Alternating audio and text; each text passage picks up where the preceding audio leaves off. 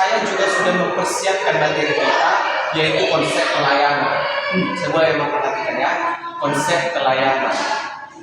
Sebelum kita masuk ke materi ini, saya mau bertanya kepada kalian, siapa yang bisa memberikan definisi atau pengertian dari pelayanan? Lima. Pelayanan adalah suatu kegiatan atau serangkaian kegiatan yang bertujuan untuk memenuhi kebutuhan orang lain, baik berupa barang ataupun jasa. Baik, bagus. Jadi, pelayanan itu adalah kegiatan yang dilakukan untuk memenuhi kebutuhan dan kepuasan pelanggan atau masyarakat. Jadi pelayanan dapat berupa kegiatan fisik, mental, atau emosional yang dilakukan untuk membantu orang lain. Jadi singkatnya seperti ini. Pelayanan itu diberikan kepada orang yang memang membutuhkan. Ada orang membutuhkan di bidang kesehatan, ada orang membutuhkan di bidang ekonomi, ada orang butuh pendidikan. Jadi semua itu perlu dilayani. Itulah yang disebut dengan pelayanan. Jadi kita sendiri sebagai individu butuh untuk dilayani. Contohnya ada suatu ketika kita sakit, kita juga butuh untuk dilayani. Seperti itu. Yang kedua itu adalah tujuan pelayanan. Sebenarnya tujuan pelayanan ini banyak, tapi saya cuma merangkum 3. Yang pertama itu adalah memenuhi kebutuhan dan kepuasan masyarakat. Apa yang dibutuhkan masyarakat, apa yang diperlukan masyarakat, itulah yang perlu dilayani. Jadi kalau masyarakat yang tidak membutuhkan sesuatu itu tidak perlu dilayani. Kalau orang yang sakit itu perlu dilayani atau tidak? Iya, itulah karena orang itu butuh dilayani karena dia sedang sakit. Kalau orang yang tidak memiliki ilmu butuh dilayani di bidang pendidikan. Seperti itu. Yang kedua, meningkatkan kualitas hidup masyarakat. Kalau orang yang sudah dilayani, contohnya seseorang dilayani, itu pasti akan meningkatkan kualitas kehidupannya. Yang ketiga itu membangun hubungan yang baik dengan pelanggan ataupun masyarakat. Yang selanjutnya adalah prinsip-prinsip pelayanan. Yang pertama itu adalah mengutamakan kebutuhan pelanggan atau masyarakat. Yang diutamakan itu adalah apa yang dibutuhkan, apa yang diperlukan, ya, bukan apa yang diinginkan, dihasratkan seperti itu. Yang kedua adalah memberikan pelayanan yang cepat dan akurat. Kalau misalnya suatu pelayanan itu dilakukan lambat, itu bisa nggak akurat? Tidak. Jawabannya tidak. Contohnya, saya sedang sakit. Contohnya, ada seseorang yang sedang sakit dalam kondisi yang sangat parah. Kalau misalnya itu ditangani dengan lambat, selamat nggak orang yang sedang sakit itu? Jawabannya tidak. Karena itulah sebabnya memberikan pelayanan itu harus cepat, tepat, dan akurat. Yang selanjutnya adalah menjaga kerahasiaan dan kepercayaan pelanggan atau masyarakat. Kerahasiaan yang dimaksud ini seperti data-data pokok kita, data-data individu kita. Contohnya kalau kita misalnya pergi ke Dukcapil atau pencatatan sipil, kita kan memberikan data-data kita, jadi itu harus dirahasiakan, tidak boleh dipublis. Yang selanjutnya adalah meningkatkan kualitas pelayanan secara terus-menerus. Nah, sekarang masuk kita ke jenis-jenis pelayanan. Pelayanan publik. Kalau yang dikatakan pelayanan publik itu adalah pelayanan yang diberikan pemerintah kepada masyarakat. Dan pelayanan yang diberikan pemerintah kepada masyarakat itu tidak dipungut biaya sepeser pun. Artinya gratis. Jadi contohnya apa? Contohnya pelayanan rumah sakit di bidang BPJS, kesehatan, contohnya BPJS.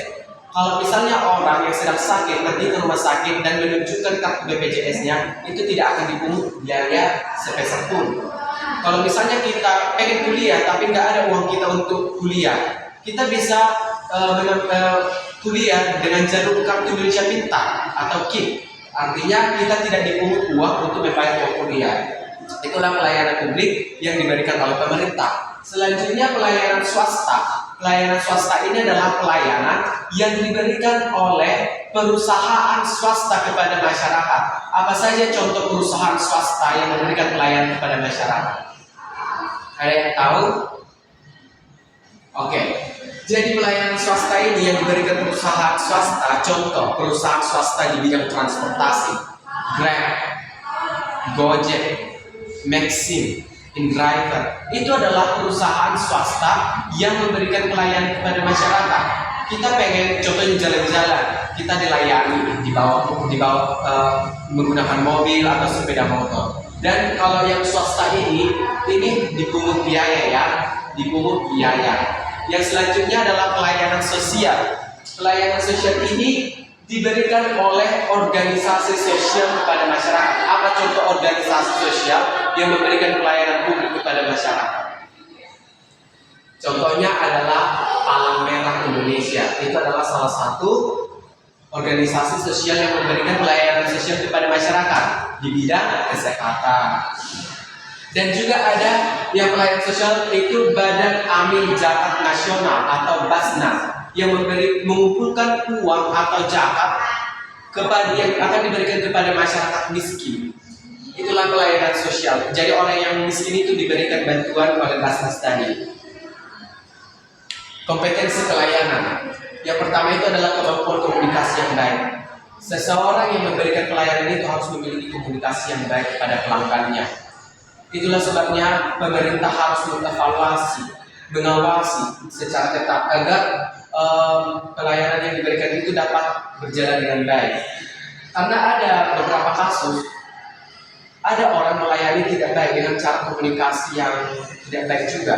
Contohnya di rumah sakit, pihak rumah sakit itu seakan-akan menganggap rendah pasiennya dengan cara komunikasi yang tidak baik. Jadi kompetensi pelayanan itu harus memiliki komunikasi yang baik kepada masyarakat.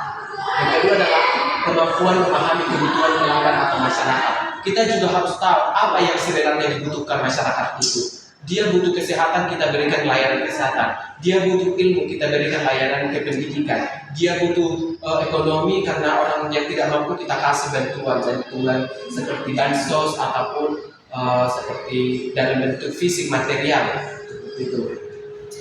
Kemampuan memberikan pelayanan yang cepat, tepat, dan akurat. Artinya kita harus memberikan pelayanan itu tepat sasaran. Jangan kita asal memberikan pelayanan kepada orang yang sebenarnya tidak membutuhkan.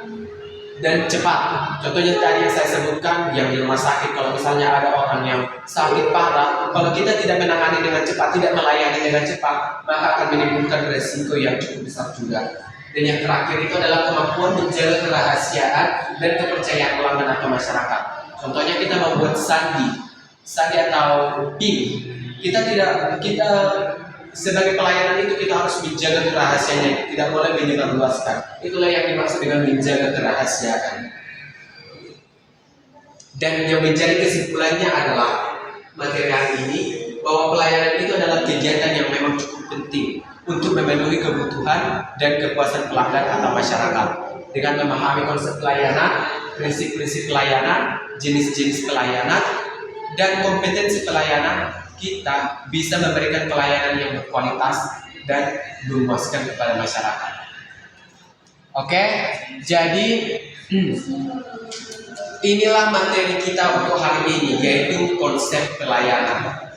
Sampai sini kalian sudah paham? Oke, baiklah, terima kasih. Jadi sampai sinilah materi kita untuk hari ini. Semoga apa yang saya sampaikan kepada kalian dapat dipahami, dapat diterima, dan dapat juga diimplementasikan di kehidupan sehari-hari.